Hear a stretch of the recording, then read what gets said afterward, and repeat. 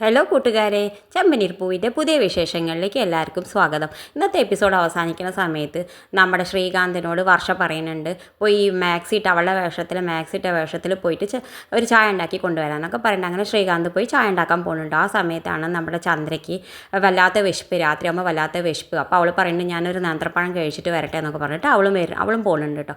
അപ്പോൾ അത് അങ്ങനെ ചന്ദ്ര നേന്ത്രപ്പഴം കഴിക്കാൻ വേണ്ടി ഇറങ്ങി വരുന്ന സമയത്ത് അടുക്കളയിൽ ആരേനെ കാണുന്നുണ്ട്. ഒരു പെണ്ണ് വേഷത്തിൽ എന്തോ ഉണ്ടാക്കുന്നത് കണ്ടിട്ട് അവൾ ആകെ പേടിക്കുന്നുണ്ട് കേട്ടോ.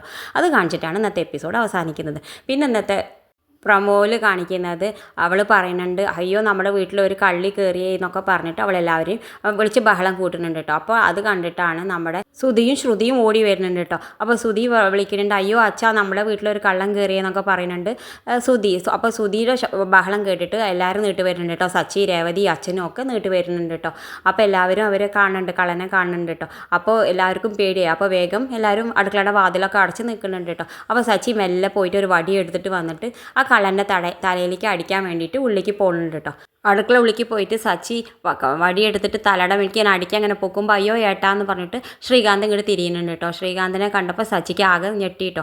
അപ്പോൾ ശ്രീകാന്തിനോട് ചോദിക്കുന്നുണ്ട്, നീ എന്താ ഈ വേഷത്തിൽ? അപ്പോൾ എല്ലാവരും ഓടി വരുന്നുണ്ട് കേട്ടോ. നീ എന്താ ഈ വേഷത്തിൽ എന്ന് പറയുമ്പോൾ അങ്ങനെ കാര്യമൊക്കെ പറയുന്നുണ്ട് കേട്ടോ. മറ്റേ വർഷയ്ക്ക് ഒരു ചായ കുടിക്കാൻ വേണ്ടിയിട്ട് ഞാൻ ഇടാൻ വന്നത്, അവൾക്ക് ഒരു ആഗ്രഹം ഇങ്ങനത്തെ വേഷത്തിൽ വരണം ചായ ഇടാമെന്നൊക്കെ പറഞ്ഞിട്ട് എല്ലാവരുടെ മുന്നിലും പറയുന്നുണ്ട് കേട്ടോ.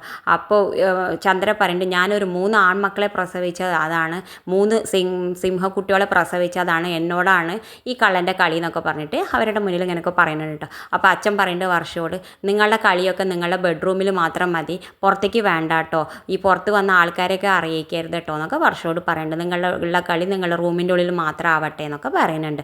അത് കാണിച്ചിട്ടാണ് കേട്ടോ ഇന്നത്തെ പ്രൊമോ അവസാനിക്കുന്നത്. ഇതുപോലുള്ള ചെമ്പനീർ പൂവിൻ്റെ പുതിയ പ്രൊമോ നിങ്ങളുടെ മുന്നിൽ എളുപ്പത്തിലെത്താൻ ഈ ചാനലൊന്ന് സബ്സ്ക്രൈബ് ചെയ്യാൻ മറക്കരുത്.